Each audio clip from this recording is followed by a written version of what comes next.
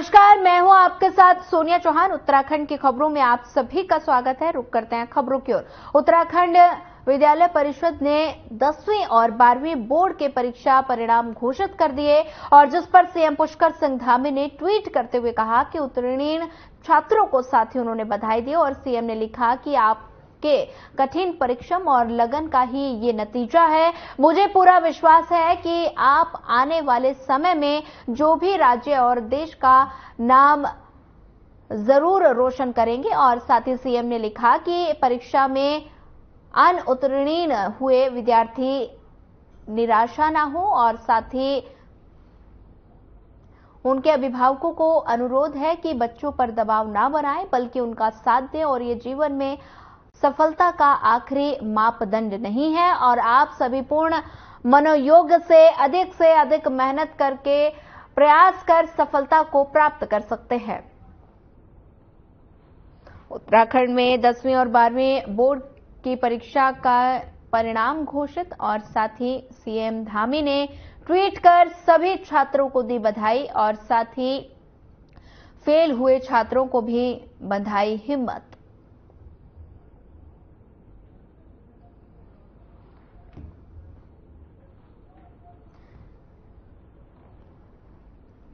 उत्तराखंड में 10वीं और 12वीं बोर्ड की परीक्षा के परिणाम घोषित हुए हैं और सीएम पुष्कर सिंह धामी ने ट्वीट कर उत्तीर्ण छात्रों को बधाई दी। साथ ही सीएम ने छात्रों के भविष्य की उज्जवल भविष्य की भी कामना की।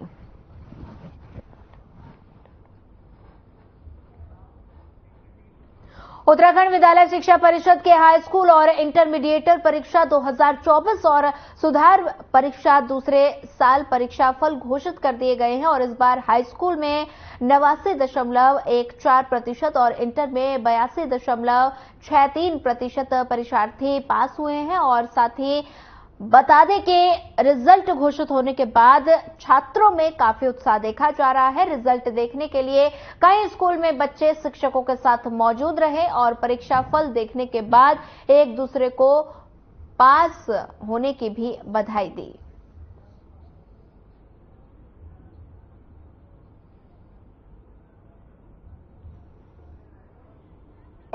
नाम बताओ। My name is Sanani and I am studying class 10B section B। अच्छा, मेहनत करी आपने? Yes sir।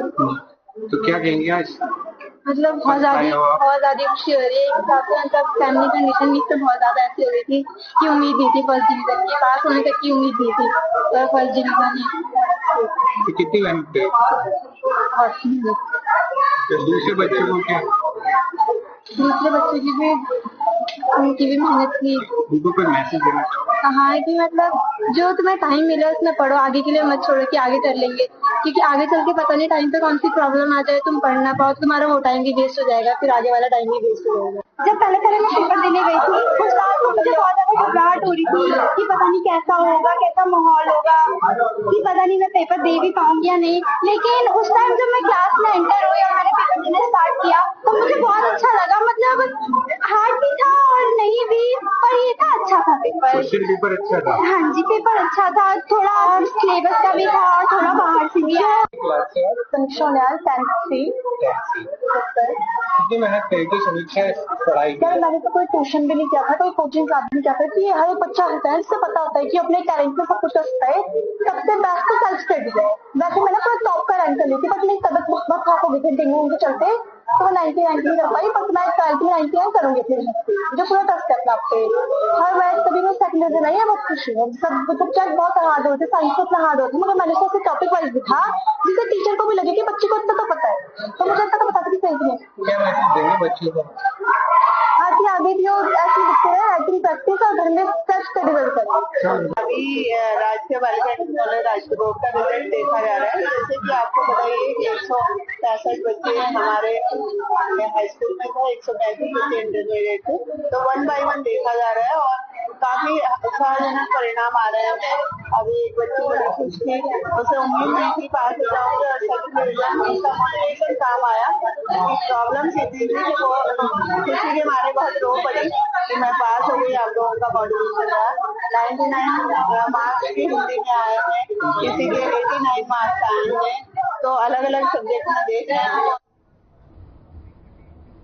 शिवाजी नगर खुड़बुड़ा मोहल्ला के झुग्गी बस्ती में सोमवार को गैस सिलेंडर में आग लग गई और जिसकी चपेट में आकर करीब 16 घर जलकर राख हो गए। और इस घटना को लेकर स्थानीय लोगों का कहना है कि सुबह अचानक घरों से आग निकलते देखा और इसके तुरंत बाद मोन्टू नामक व्यक्ति ने आनन फानन में घरों में फंसे बच्चों को निकाला और आग बुझाने की कोशिश की। और इसी बीच आग बुझाने के लिए अग्निशमन की छोटी गाड़ी पहुंची और जिसके बाद आग पर काबू पा लिया गया।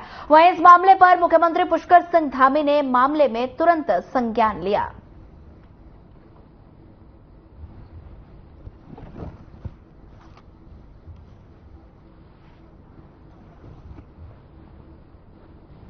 घर में तांबा जला रहे थे यार, जो चुपके लाते हैं तार तूर, इन्होंने इनके घर में तांबा जला रहे थे। उसमें कुछ इन्होंने तेल ताल गिरा, चीड़ के फट्टे थे, वो चीड़ के फट्टों ने आग पकड़ी, पूरे घर में आग एकदम भड़क गई पूरी तरीके। फिर यहाँ पे भगदड़ी मच गई एकदम। तो सारे लोग तो ये यहाँ के भाग गए थे। फिर हम लोग बराबर में थे, हमें अल्लाह रुका समझ में आया, तो हम 3-4 जने लोग यहाँ पे भाग के आए एकदम। फिर हमने यहाँ बाल्टी से पानी डालते रहे। हमने फिर गाड़ी वालों को फोन करा, पानी की गाड़ी को फोन करा। 1.5 घंटा हो गया, वो गाड़ी नहीं आ नहीं पाई, यहाँ पे आई नहीं 1.5 घंटे से। हम 1.5 घंटे से लगे रहे उसमें पानी मारने में, तो गाड़ी 1.5 घंटे बाद आई। तो फिर इतने तो लोगों ने भी फिर सब ने धीरे धीरे देखा, जो अगल बगल के थे सब पानी मारने लगे। कल काफी आग लगने के बाद आग लगना तो एक दुर्घटना थी, पर उसके बाद प्रशासन की बहुत लापरवाही रही। 10 साढ़े 9 बजे फायर ब्रिगेड को कॉल कर दी। एक फायर ब्रिगेड ओनजीसी के पास भी है एजेंसी, एक प्रिंस चौक पे। प्रिंस चौक वाले को तो आने में देर भी लग सकती है, पर एफआई के पास तो बिल्कुल रास्ता साफ है। 1.5 घंटे बाद फायर ब्रिगेड आई, और वो भी जो छोटी आई तो 300 लीटर की आई। आग लगी है 10 बजे करीब में, 10 बजे लगी। मैं 10 बजे दवाई लेने जा रहा था, तो मैं उस टाइम नहीं जा पाया मैं। तो मैंने उस घर में देखा तो पूरा बेड उड जल रहा था। मैंने ऐसे कहा था, मेरे को पूरा धिंदोरा आया। फिर मैंने कहा दीदी भाग, घर में आग लगा। फिर मैंने सबको बाहर निकाला, दिया पिता को। फिर मैंने एक जीजा को अपना अंदर से निकाला, बाल्टी उल्टी झोंका। फिर इतना में एक मेरा साथी ने बाल्टी उल्टी मारा। फिर जाकर फिर बाहर से आदमी भैया लोग आया, फिर उन लोगों को मार उनको उठाया। फिर जाके फिर हम लोग उधर चले गए, तब जाकर ऊपर से पानी बरसाया, इधर से बरसाया। यहाँ पे 16 परिवार रहते हैं।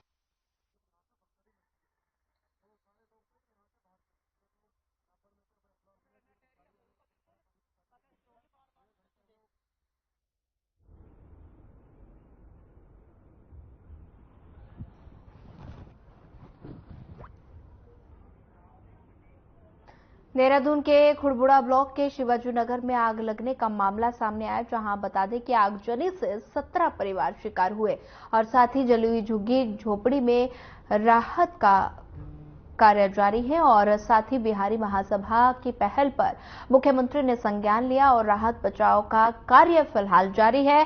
और साथ ही बता दें कि सरकार ने पीड़ितों के लिए भोजन और कपड़ों की व्यवस्था की है। राहत बचाव कार्य करने पर क्षेत्रवासियों ने सीएम धामी की सराहना की है।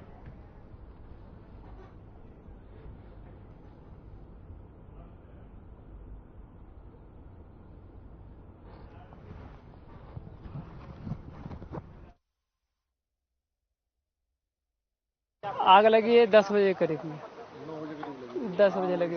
मैं 10 बजे दवाई लेने जा रहा था, तो मैं उस टाइम नहीं जा पाया मैं। तो मैंने उस घर में देखा तो पूरा बेड उड जल रहा था। मैंने ऐसे कहा था, मेरे को पूरा धिंदोरा आया। फिर मैंने कहा दीदी भाग, घर में आग लगा। फिर मैंने सबको बाहर निकाला, दिया पिता को। फिर मैंने एक जीजा को अपना अंदर से निकाला, बाल्टी उल्टी झोंका। फिर इतना में एक मेरा साथी ने बाल्टी उल्टी मारा। फिर जाकर फिर बाहर से आदमी भैया लोग आया, फिर उन लोगों को मार उनको उठाया। फिर जाके फिर हम लोग उधर चले गए, तब जाकर ऊपर से पानी बरसाया, इधर से बरसाया। यहाँ पे 16 परिवार रहते हैं।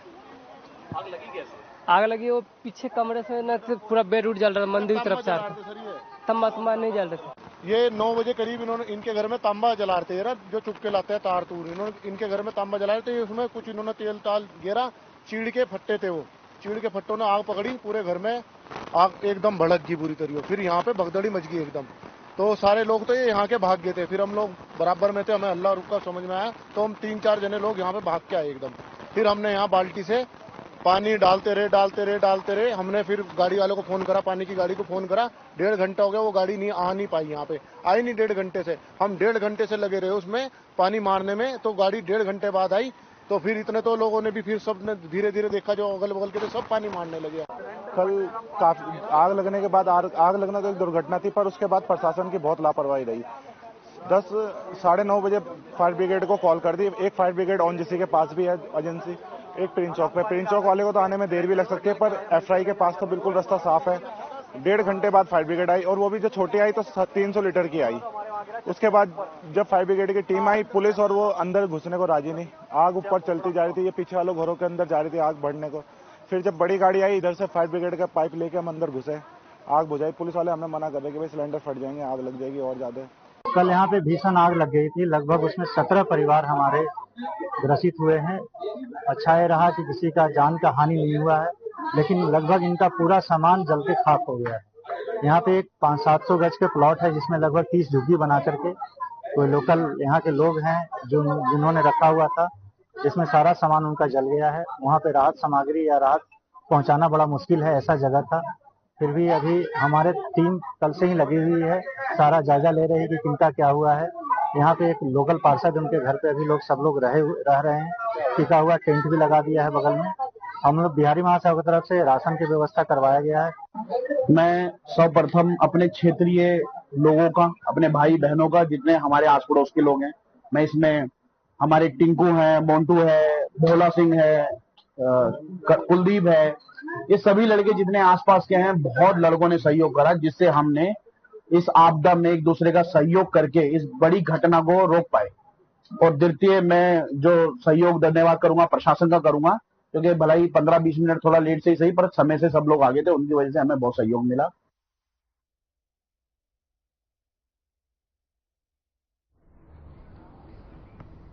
उत्तराखंड में बिजली महंगी किए जाने से कांग्रेस कार्यकर्ता भड़क गए। कार्यकर्ताओं ने बढ़ी हुई बिजली की कीमतों को वापस लेने की मांग की और इस संबंध में तहसील पर नारेबाजी करते हुए प्रदर्शन किया और राज्यपाल को ज्ञापन भेजकर जनहित में बिजली सस्ती करने के आदेश जारी की मांग की। और साथ ही बता दें कि दर्जनों कांग्रेस कार्यकर्ता एकत्रित होकर तहसील पहुंचे, जहां तहसील कार्यालय पर सरकार के खिलाफ नारेबाजी करते हुए प्रदर्शन किया गया और कहा कि लोकसभा चुनाव का अभी रिजल्ट नहीं आया और सरकार ने उत्तराखंड में मतदान के बाद लोगों को महंगी बिजली का तोहफा दे दिया और पहले ही राज्य में महंगाई और बेरोजगारी से लोग परेशान हैं और ऐसे में महंगी बिजली का बिल मध्यम वर्गीय और गरीब परिवार कैसे भरेंगे।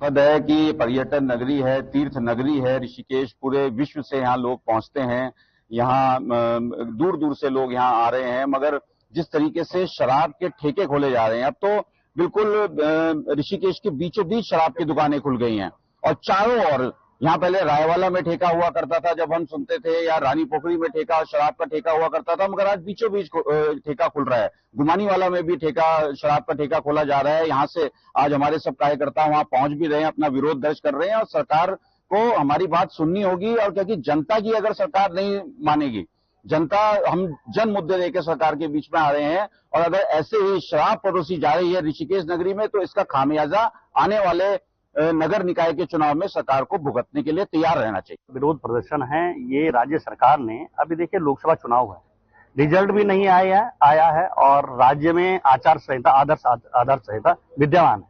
पहले तो कोई ऐसे निर्णय ही नहीं लिए जाने चाहिए, लेकिन आज राज्य सरकार की हठ धर्मिता, जो ये लोग आज जनता को ठगने का काम कर रहे हैं, छलावा करने का काम कर रहे हैं। 7% लगभग बिजली की दरों में बढ़ोतरी की गई।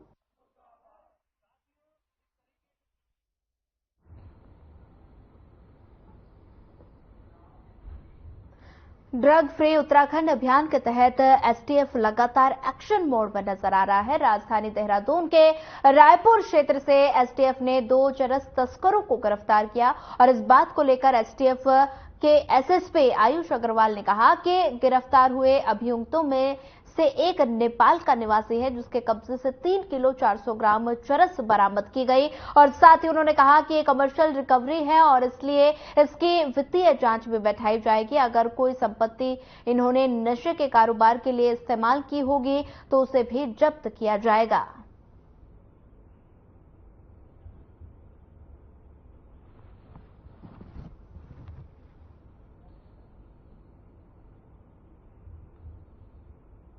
हमारी एसटीएफ की एएनटीएफ टीम है, एंटी नार्कोटिक्स टास्क फोर्स, वो लगातार जो भी ड्रग्स की बड़ी तस्कर हैं उनके विरुद्ध कार्रवाई करने में लगी हुई है। इसी क्रम में एक बड़ी सफलता हमारी टीम को हासिल हुई है और रायपुर थाना क्षेत्र से 2 अभियुक्तों को गिरफ्तार किया गया था। उनमें से एक नेपाली मूल का अभियुक्त है, जिनके कब्जे से 3 किलो 400 ग्राम चरस बरामद की गई है। ये कमर्शियल क्वांटिटी में चरस की बरामदगी है और इस संबंध में मुकदमा पंजीकृत कराया गया है। आगे इन्वेस्टिगेशन की जाएगी। साथ ही इसमें क्योंकि कमर्शियल रिकवरी है तो फाइनेंशियल इन्वेस्टिगेशन भी कराई जाएगी और जो भी अगर कोई प्रॉपर्टी इनके द्वारा नशे के कारोबार से अवैध रूप से अर्जित की गई है तो उसको भी अटैच कराया जाएगा।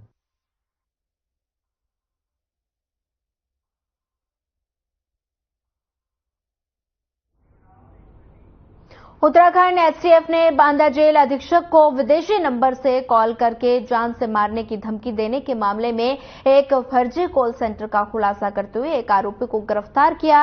एसटीएफ का दावा है कि गिरफ्तार आरोपी चाटना की कंपनी के साथ बता दें बलकर Spectrum Infoweb Solution Private Limited के नाम से ही कंपनी चलाता था और साथ ही जिसमें बड़े ही शातिर तरीके से विदेश की कॉल को इंटरनेट पर मंगवाकर भारतीय मोबाइल नंबरों पर डाइवर्ट किया जाता था और ये काम इतने गोपनीय तरीके से होता था कि बड़े बड़े साइबर एक्सपर्ट भी कॉल करने वाले नंबरों को ट्रेस नहीं कर पाते थे।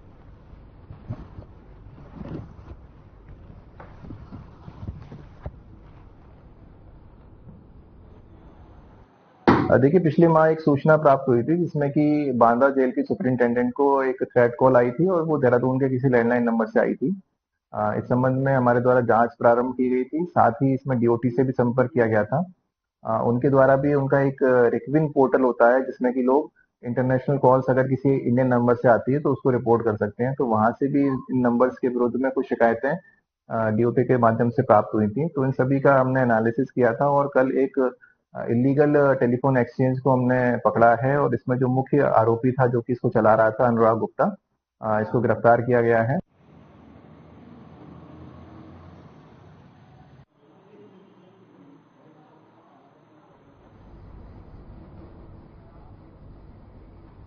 आने वाले समय में डेंगू और चिकनगुनिया के प्रकोप के संकेत को देखते हुए उत्तराखंड स्वास्थ्य विभाग अलर्ट मोड पर नजर आ रहा है, जिसे लेकर उत्तराखंड के स्वास्थ्य सचिव डॉक्टर आर राजेश कुमार ने डेंगू और चिकनगुनिया के लिए एडवाइजरी जारी कर दी है। और इस बात को लेकर स्वास्थ्य सचिव डॉक्टर आर राजेश कुमार ने कहा कि हाल ही में हुई बूंदाबांदी को देखते हुए इस बार हमने समय से पहले ही सभी जिलों के डीएम, सीएमओ और नगर निगम में डेंगू और चिकनगुनिया के लिए एसओपी जारी कर दी है।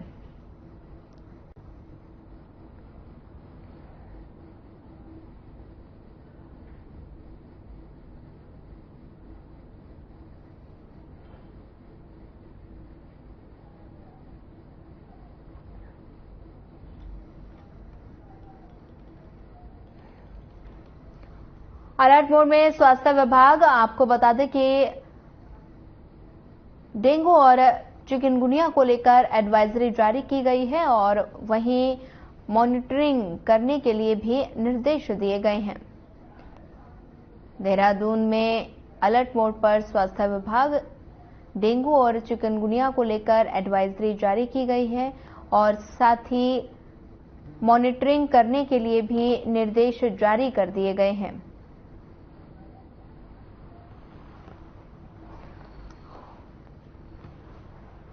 देखिए, अभी हमने फर्स्ट फ्यू जो बूंदाबांदी अभी हुई है उसी के चलते जो है हमने टाइमली इस बार डेंगू और चिकनगुनिया के संबंध में एसओपीज जारी किए हैं और ये एसओपीज ना सिर्फ रिस्पेक्टिव डीएम्स को और सीएमओस को बल्कि बाकी जो नगर निगम इत्यादि हैं उनको भी हमने ये इन एसओपी से अवगत कराया है।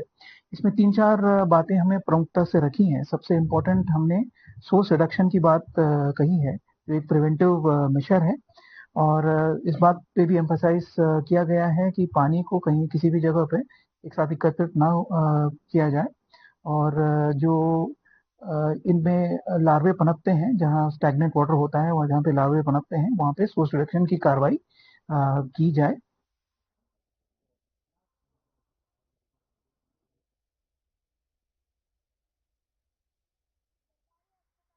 रेडियोलॉजिस्ट की भारी कमी है और चाहे बता दें कि गढ़वाल की बात करें या कुमाऊं की, जितने भी स्पेशलिस्ट हैं वो भी पीपी मोड के तहत अपनी सेवाएं देते हैं और इसके अलावा डीजी के स्तर से रेडियोलॉजिस्ट का साक्षात्कार होता है और इसके अलावा एनएचएम के तहत उनकी नियुक्ति होती है और स्वास्थ्य सचिव के मुताबिक यूको पीपे योजना के तहत स्वास्थ्य विभाग ने उन रेडियोलॉजिस्ट का वेतन 4 लाख रुपए रखा है।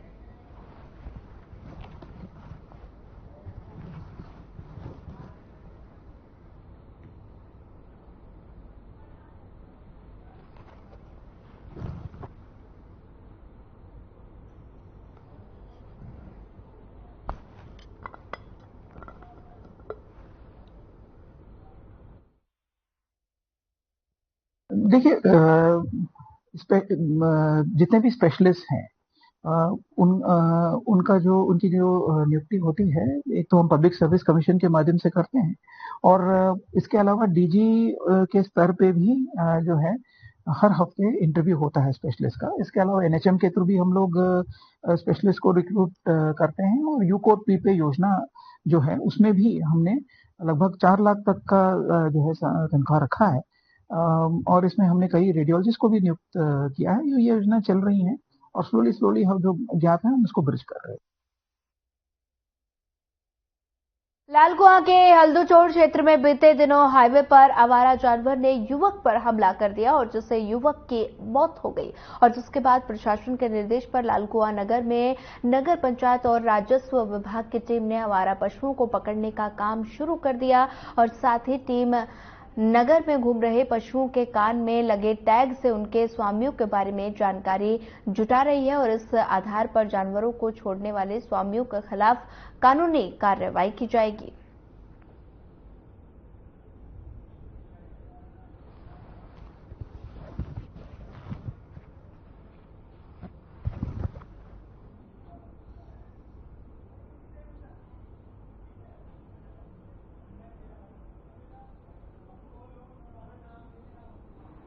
समय समय पर नगर पंचायत के कर्मचारी हमारे नगर क्षेत्र में जो आवारा पशु घूमते हैं, क्योंकि आप जानते हैं नगर क्षेत्र से लगा हुआ बहुत सारा ऐसा क्षेत्र है जिसमें कोई भी जिला पंचायत या ग्राम सभा इस टाइप की एजेंसी नहीं है और खेतिहर समाज है, वहाँ पे खेती होती है और जब पशुपालक लोग हैं वो, तो उन क्षेत्रों से पशुओं को छोड़ दिया जाता है जब वो उपयोगी नहीं रह जाते हैं। तो नगर क्षेत्र है यहाँ पे, चूंकि भाई पशुओं को भी सुरक्षा खाना चाहिए तो यहाँ इजीली ये चीज़ें अवेलेबल हो जाती हैं उन्हें। इसमें सर जो नगर पंचायत क्षेत्र लालकुआं है और इसके आसपास बिंदुखत्ता एरिया और हल्दूचौड़, यहाँ पर जो आवारा पशु हैं खासतौर से गोवंश में जो टैग लगे हुए हैं, जो भी गोवंश पे टैग लगे टैग के बाद को द्वारा पशुपालन विभाग चेक कर रहा है कि पशु किस स्वामी का है, इसका मालिक कौन है, जिसने इनको आवारा छोड़ दिया है, तो उसका चिन्हीकरण करने की कार्रवाई चल रही है। तो फिलहाल हम टैग लगे पशुओं की जानकारी जुटा रहे हैं। निकाय चुनाव की घड़ियां अब धीरे धीरे करीब आने लगी हैं। अब बता दें कि निकाय के लिए 15 मई तक अधिसूचना जारी हो सकती है। हाईकोर्ट में दिए गए 30 जून तक चुनाव संपन्न करने के शपथ पत्र के अनुरूप शासन तैयारी में जुट गया है और इस कड़ी में निकायों में ओबीसी के लिए आरक्षण की सीमा 14% से के स्थान से वास्तविक संख्या में आधार करने समेत अन्य बिंदुओं को लेकर नगर निकाय अधिनियम में संशोधन के दृष्टिगत वित्त, कार्मिक और न्याय विभाग से परामर्श मांगा गया है। निकाय चुनाव की घड़ियां नजदीक हैं और 15 मई तक जारी हो सकती है अधिसूचना। नगर निकाय के चुनाव भी अब सर पे ही दिखाई दे रहा है, जिस तरह से हाईकोर्ट ने कहा है। किस तरह की तैयारियां हैं और क्या आप लोग प्लान कर रहे हैं? देखिए, हम लोग अपने माइक्रो स्तर पर काम कर रहे हैं, पार्टी संगठन के अंदर इस पर चर्चा भी चल रही है, हम लोग अपना मंथन भी कर रहे हैं और चुनाव को बेहतर ढंग से लड़ने की रणनीति भी हम लोग बना रहे हैं।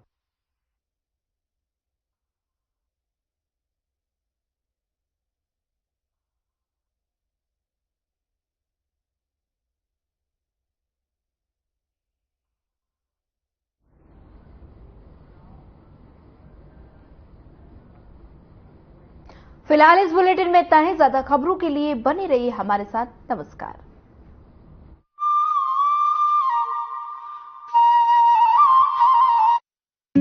Hey mom, hey, look.